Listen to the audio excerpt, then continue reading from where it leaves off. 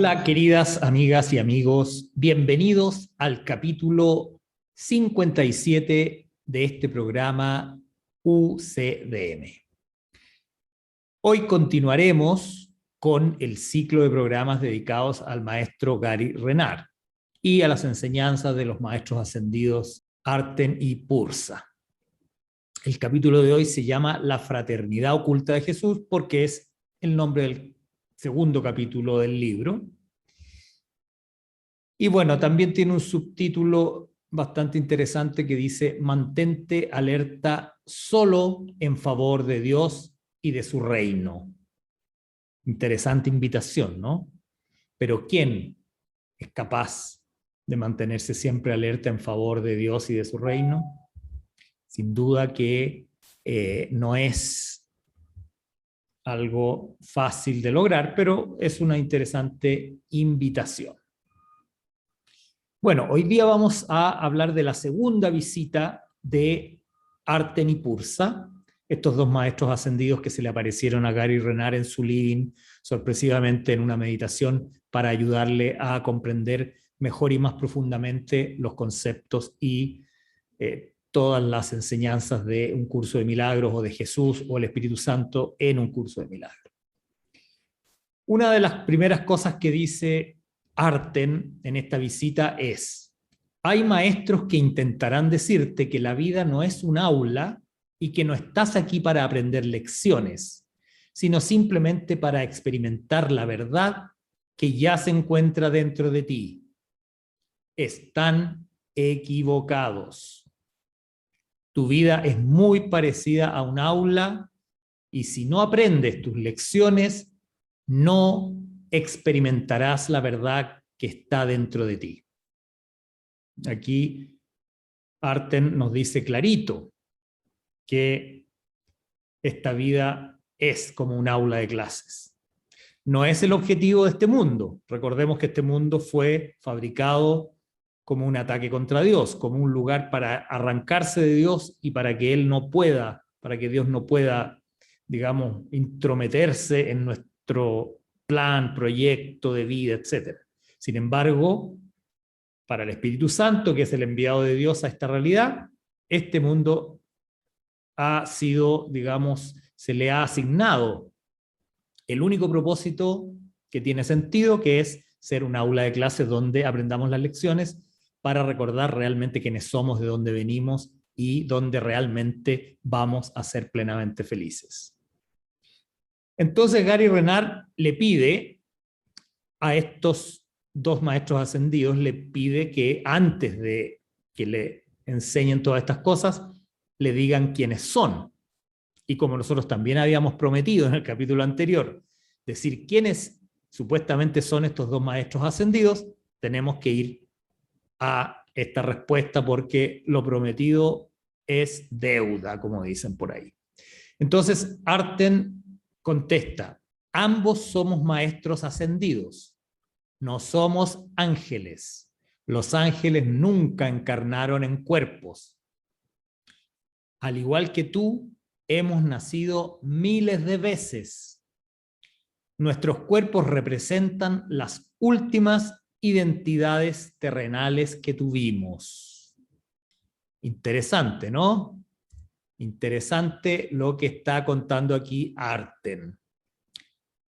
Y luego el mismo Arten agrega lo siguiente: nuestro estado de conciencia nos coloca en la posición en la cual podemos fabricar deliberadamente estos cuerpos con el único propósito de comunicarte el mensaje del Espíritu Santo de un modo que puedas comprender y aceptar.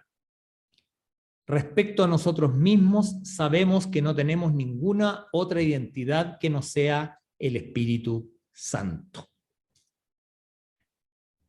Bueno, bastante interesante estas primeras palabras, ¿no? En las cuales nos dicen que cuando ellos regresan a este mundo, una vez que ya se iluminaron y que salieron de acá, cuando regresan en realidad son especie de figuras simbólicas que hacen exactamente lo mismo que el Espíritu Santo, que es tomar una forma o un lenguaje que nosotros podamos entender. en este caso los cuerpos de Arten y Pursa, y un lenguaje que podamos entender, pero que viene de afuera de este mundo, ¿no? Y bueno, como obviamente Gary es tan curioso como tú, él quiere también saber quiénes eran realmente en estas otras vidas. Y les pregunta, como ya le habían dicho que eran ciertos santos del pasado, entonces Gary le pregunta qué santos fueron. Y bueno, después de aclarar que en aquellas vidas jugaron papeles insignificantes y que no vale la pena hablar mucho de eso y que no van a hablar mucho de eso, Pursa le dice a Gary que ella fue Santo Tomás, el discípulo de Jesús, aquel que quiso tocar las llagas de Jesús, ¿no? Que bueno, la historia lo ha puesto como un incrédulo porque necesitaba tocar a Jesús para creer que era él y todo. Bueno, después la propia Pursa va a decir que eso es un mito y que en realidad efectivamente quería tocar a Jesús, pero no porque no creyera en él, sino que porque simplemente por la curiosidad de tocar este cuerpo resucitado. Bueno, pero eso es tema para otro momento.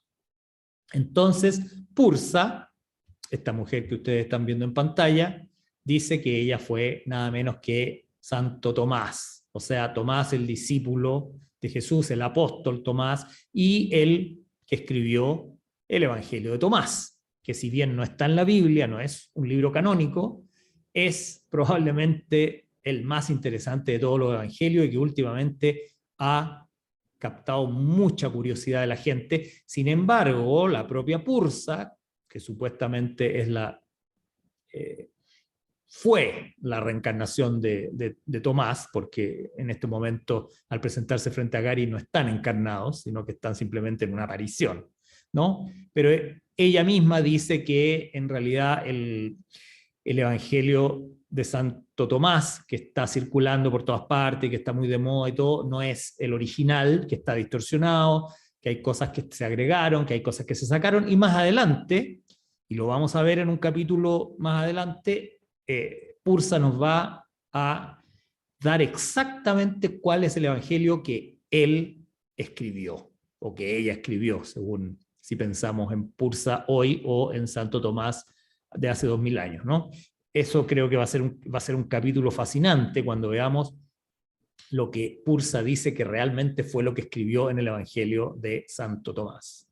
Bueno, y luego Arten, que están viendo ustedes en pantalla esta representación, obviamente esta no es una foto de Arten ni la otra foto que vieron antes de Pursa, son dos actores que trabajaron en un piloto de una película o de una serie, no recuerdo, que creo que nunca se filmó, y estos actores representan bastante bien el aspecto de estos dos maestros ascendidos.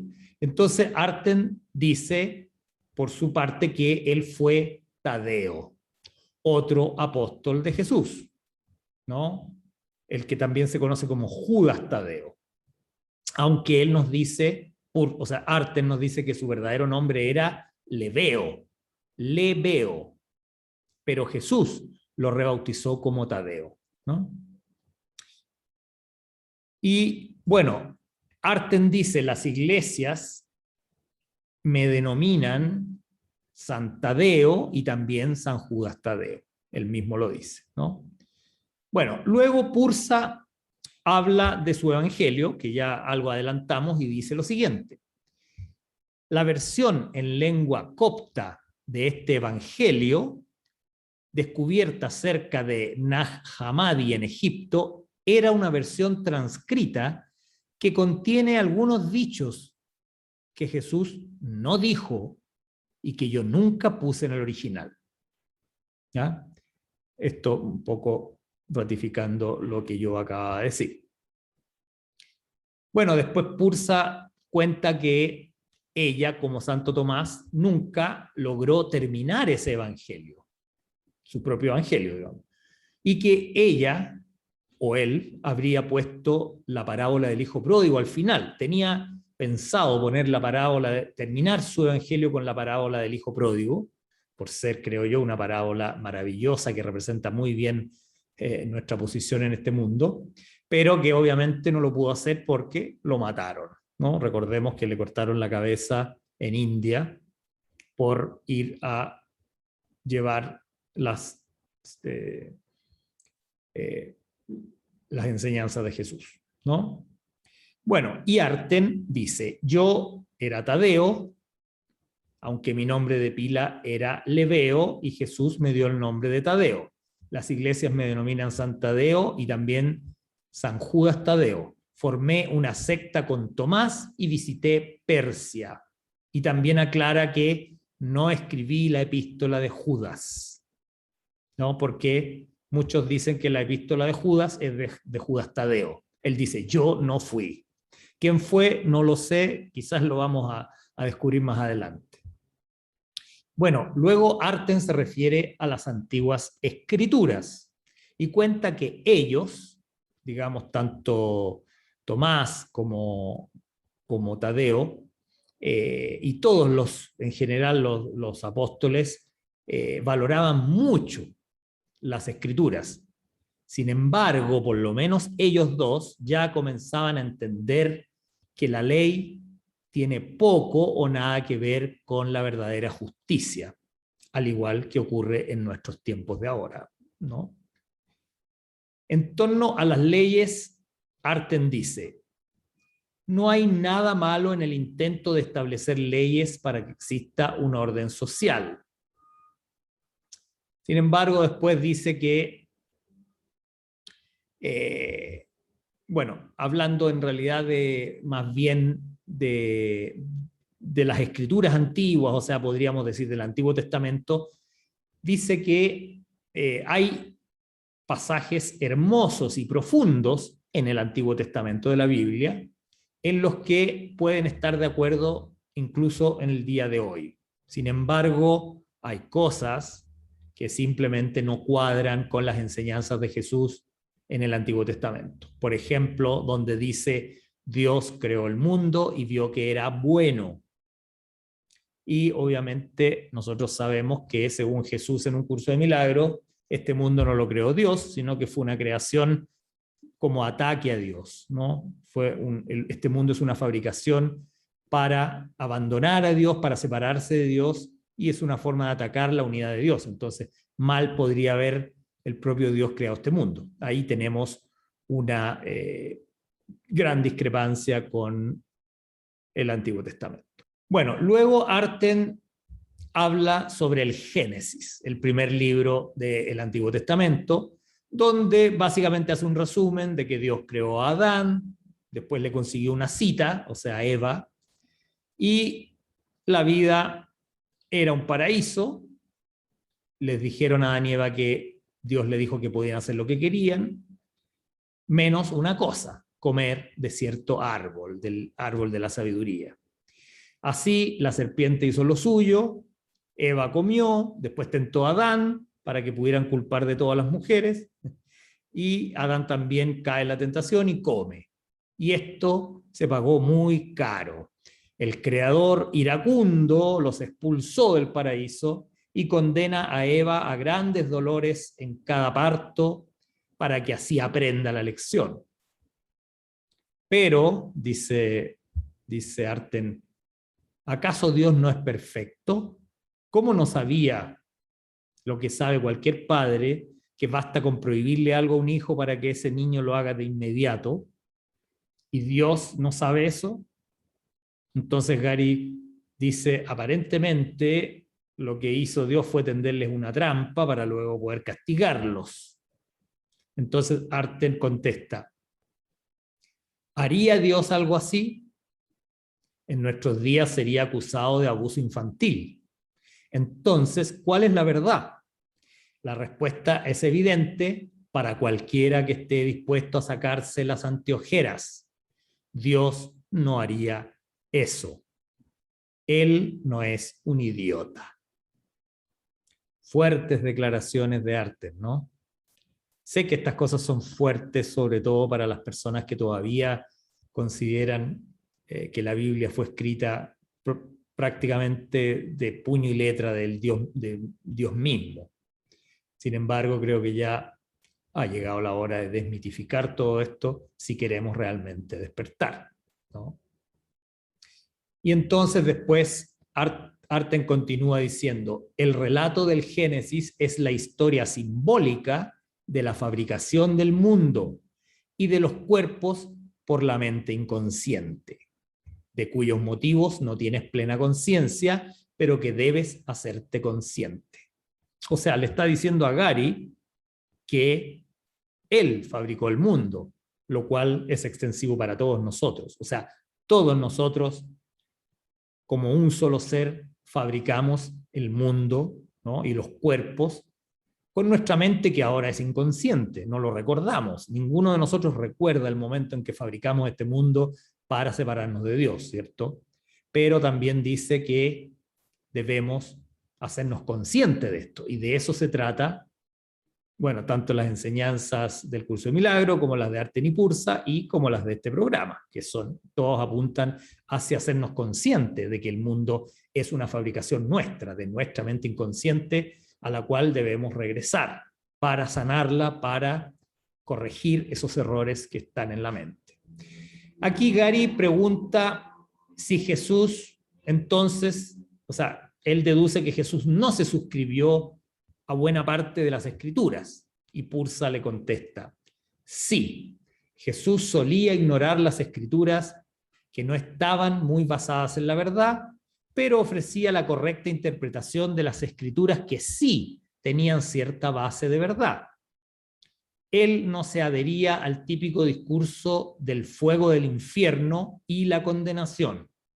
Eso era cosa de Juan Bautista. Interesante, ¿no?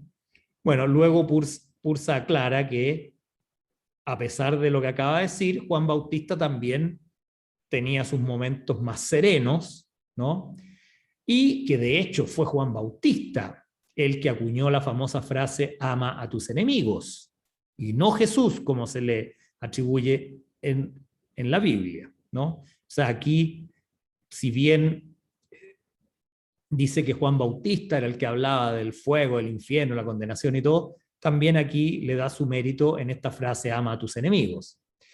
Luego cuenta que Juan en esa época era mucho más famoso que Jesús, ¿no? Porque en el fondo decía lo que la gente quería oír. La gente le gusta oír de pecados, de castigos, de lagos de fuego y todas esas cosas. Hoy en día lo vemos como a la gente le gusta escuchar de catástrofes y de que va a pasar esto y va a pasar el otro y va a venir un gran cataclismo y que va a matar a todo el mundo. O sea, eso vende, ¿no? Pero no era lo que predicaba Jesús. Hablando un poco de los esenios, Pursa aclara que ni Juan ni Jesús eran esenios, como algunos andan diciendo por ahí en estos tiempos. Sin embargo, dice que ambos, tanto Jesús como Juan, visitaban a los esenios y tenían varios amigos dentro de los esenios.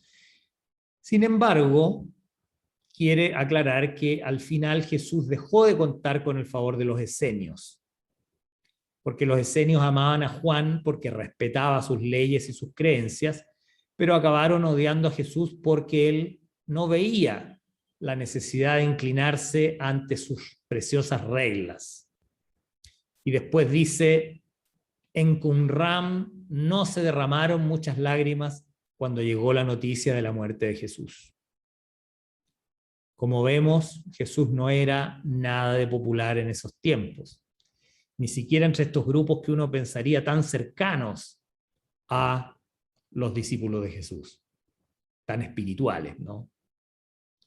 Y bueno, luego Pursa dice algo que a mí me parece, quizás estoy equivocado, quizás voy a hablar una tontería, pero a mí me parece que esto que dice Pursa ahora se relaciona con un poco con los tiempos que estamos viviendo ahora mismo, tiempos de pandemia y todo eso, porque dice que 35 años después de la crucifixión de Jesús, de la muerte, la mayoría de los esenios fueron a Jerusalén a luchar contra los romanos en una gran revuelta. Como muchos en esa época, los esenios creyeron que ese alzamiento era aquel que estaba profetizado en el libro del Apocalipsis. O sea, en palabras textuales de Pursa, los hijos de la luz contra los hijos de la oscuridad, y todas esas tonterías. Fue un desastre total. Al final, los esenios vivieron por la espada y murieron por la espada. No sé a ustedes, pero a mí esto me suena bastante relevante con los tiempos en los que estamos viviendo, en los cuales muchas veces algunos de nosotros que creemos captar más o menos por qué ocurrió todo esto que está ocurriendo en el mundo, toda esta crisis que estamos viviendo, y algunos a veces piensan en salir poco menos que a una especie de guerra civil, ¿no? Una especie de revuelta violenta y tratar de solucionar el problema por las armas. Y aquí Pursa, el que fue Santo Tomás, nos está diciendo que esto es absurdo, ¿no? Tratar de solucionar estos problemas por la fuerza, por una revuelta, por una revolución armada, no tiene nada que ver con las enseñanzas de Jesús. Me parece bastante relevante.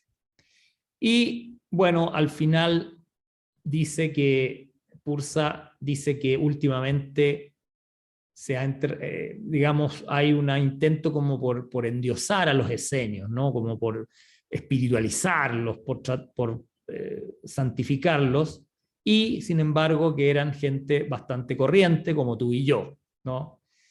Igual como también dice Pursa, se ha dicho de los mayas, que la gente dice que salieron vibrando del planeta en un estado de completa iluminación espiritual. Y pregunta, ¿qué nos hace pensar que los mayas estaban tan iluminados? ¿Acaso los sacrificios humanos que hacían? Bueno, y básicamente parece que nosotros en este mundo queremos creer que hay muchísima espiritualidad en este mundo, ¿no? Y que hay muchas disciplinas y prácticas muy espirituales. Sin embargo, Pursa nos dice lo siguiente, y con esto ya vamos a ir terminando este programa. Dice: finalmente te darás cuenta de que no puedes espiritualizar nada que no sea espíritu. Lo que significa que realmente no puedes espiritualizar nada en el universo de la forma. Lo verdaderamente espiritual solo está más allá de la forma. Es ahí donde verdaderamente perteneces y donde finalmente regresarás. O sea, como vemos una vez más, en este caso Pursa, a veces Arten y Jesús y el Espíritu Santo en un curso de milagros nos dicen que no vamos a encontrar nada espiritual en este mundo, que no vamos a encontrar ni la felicidad que buscamos, ni el amor que buscamos, ni la unidad, ni nuestra verdadera identidad, ni nuestro verdadero ser, ni nuestra verdadera paz interior. Nunca vamos a encontrar nada de eso en este mundo. Lo que buscamos realmente está más allá de él. Por eso, todo alrededor del curso de milagro, incluidas las enseñanzas de Arten y Pursa, nos guían en cómo deshacer todas aquellas cosas e ideas que tenemos de este mundo para poder trascenderlo, ¿no? Por eso este libro se llama La desaparición del universo, porque realmente lo único de valor, lo único importante, lo único trascendente, lo único que realmente tiene sentido en este mundo es ir deshaciéndolo, ¿no? Ir deshaciéndolo quizás paso a paso, porque no podemos dar grandes saltos, o sea, hay que ir deshaciendo en este mundo de capas y de niveles y de multiniveles, hay que ir deshaciendo cada nivel en el orden en el que lo percibimos, ¿no? Aunque no existen los niveles, porque al final vamos a descubrir que todo es una unidad pura, pero mientras sigamos en este mundo de la dualidad, donde parecen haber miles de niveles y miles de cosas distintas, tenemos que ir deshaciendo lo que está más inmediatamente delante nuestro, ¿no? Para ir capa por capa deshaciendo esta cebolla, que es el universo, que es una cebolla hecha de 1000 capas para no poder escapar, ¿no? Me salió algo así como un trabalenguas, una cebolla hecha de 1000 capas para que no te escapes, ¿no? Entonces tenemos que ir deshaciéndola una a una, gracias o con la ayuda del Espíritu Santo y de todas estas otras manifestaciones que nos están ayudando en este camino de vuelta a Dios, de vuelta a nuestra verdadera fuente, a nuestra verdadera identidad, a nuestro verdadero ser. Bueno, espero que este segundo capítulo del ciclo de Gary Renard haya sido de vuestro agrado, no solo agrado, sino que de vuestra utilidad, de que hayan realmente les haya motivado a este trabajo espiritual que no es fácil, ¿no? Que si bien dijimos que no hay nada espiritual en este mundo, sí hay un trabajo espiritual, creo yo, espero no estar equivocándome al decir esto, que es justamente este, es deshacer todo aquello que no es espiritual. Ese creo que es el trabajo espiritual que nos convoca y que nos conviene si realmente queremos avanzar hacia una paz interior profunda, hacia una dicha plena, ¿no? Que solo nos lo dará el recuperar, el recobrar y el recordar nuestra verdadera identidad como los santos hijos de Dios. Muchas gracias y nos encontramos en el próximo capítulo de este programa UCDM.